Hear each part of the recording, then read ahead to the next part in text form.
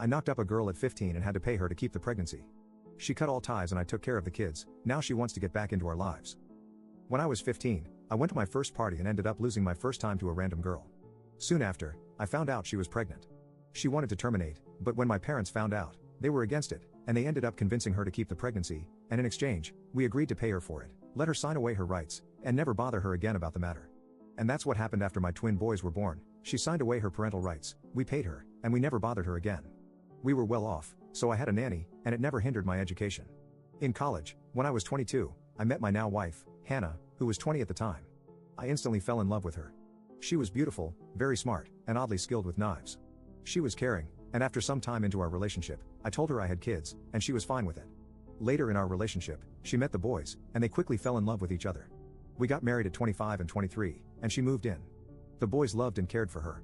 They would nap with her, and even during her periods when she experienced bad cramps, they took turns taking care of her. They would give her lots of kisses and hugs, and I was truly happy to see my three favorite people getting along. I'm a pale man with white hair, and my boys favored that, while my wife is a dark-skinned woman.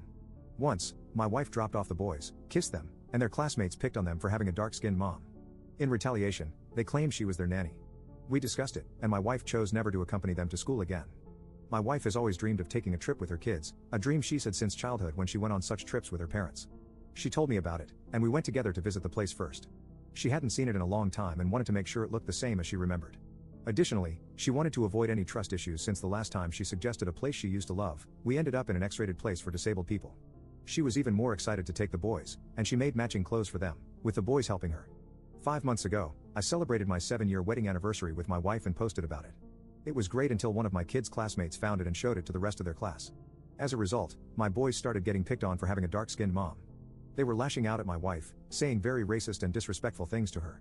2 months later, I received a call from a woman claiming to be the mother of my children, and surely enough, it was true. We'll call her Bella. She came back, expressing a desire to check up on the boys and see how they were doing. I talked to my wife about this, and she thought it would be good for the boys to meet their biological mom. They met, and a month later, my wife's trip was approaching. The boys suggested that Bella come along, but there were only 4 tickets. This trip had been planned and booked 3 years prior, making it difficult to accommodate a 5th person since most of the events had sold out tickets. My older son suggested that Bella come instead of my wife since it's a family trip. My wife started to beg and plead with them, stating that they had been planning this trip for a long time, and it was supposed to be their trip. I told the boys that Bella would not be going on this trip. The next day, I went on a business trip for 2 days. While I was away, there was a party that the boys asked to attend, but I had explicitly said no, and instructed my wife not to let them go either. Despite my instructions, the boys attempted to go, and when my wife reminded them of what I said, they told her she wasn't their mother and to stop acting like it. I reiterated that it was an order, and she couldn't let them go. The boys blamed her for their biological mom not being able to go on the trip, and long story short, one of my boys slapped her. I came home on Saturday morning, as I always do because everyone is usually home, and they all wake up early to greet me. My wife would typically be making something delicious with loud music playing, and my boys would be arguing over something before running to hug me. This time, when I came home, the house was quiet, and no one was downstairs. I went to check on the boys, and they were in a bad mood. I then found my wife in bed, just laying there. I later found out what happened, scolded the boys, and canceled the trip. They begged and pleaded with me and apologized to my wife. She said there was no need to cancel the trip since I had spent so much money on it. So, I suggested she go with Bella and the boys. She pointed out some safety concerns since we don't know Bella very well, and she's not exactly strong, so she forced me to go. While on the trip, I called her a lot, but she preferred to text.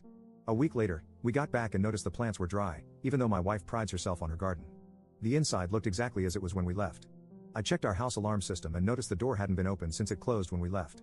I found my wife lying in her sewing room with all of my drinks, even though she was previously not a drinker. I also noticed all of the clothes she made for the trip had been cut apart. She continued not to speak or move for the next 2 days, so I had to bathe her, but she wouldn't take any food. After some time, she started to eat and held me back when I would hug her, and we finally talked. I apologized for everything that had happened, and she accepted my apology and forgave the boys. I noticed that in the 2 days that followed, she didn't really speak to the boys like she used to.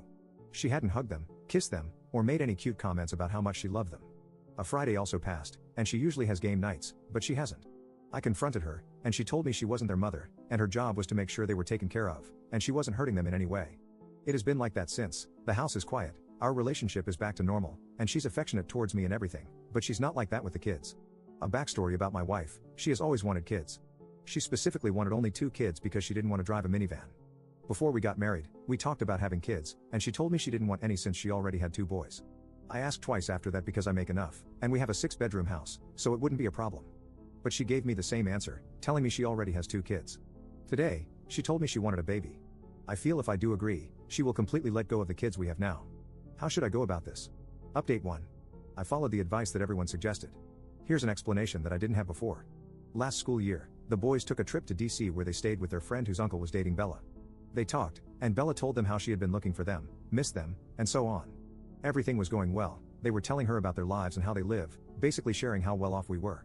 Then they mentioned my wife, and she told me how she was happy for my wife, but that she had always loved me this entire time. It's important to note that we didn't even know each other's names until my parents were involved, so discovering this was just odd. She basically told them how she has been trying to fix our relationship, but I moved on, and I guess this is where the hate towards my wife started. I arranged a meeting with Bella and the boys, and asked Bella in front of them if she wanted custody. She went on a long rant about how she doesn't have any money and wouldn't want the boys to change their lifestyles living with her. As much as I didn't want to, I showed the boys the contract she signed and told them how she wanted to get rid of them, and that we had to pay her to keep the pregnancy. I told her that since she wanted to be in the boys' lives, I wouldn't mind it, but we could have split custody, and I wouldn't pay her any child support, and the boys are being cut off financially until they can earn it, so she won't have access to my money. She agreed in front of the boys and left, saying the boys can come stay with her in DC. We haven't heard from her since, and we later found out that she's blocked both me and the boys on everything. Both boys will be going into therapy to address their issues with bullying in this entire situation, something I should have done a long time ago, I know. My wife said she doesn't hate me or the boys, but that trip is still something she wants to do with her kids. She still loves the boys and has told me how sad she feels when she sees them trying to call Bella.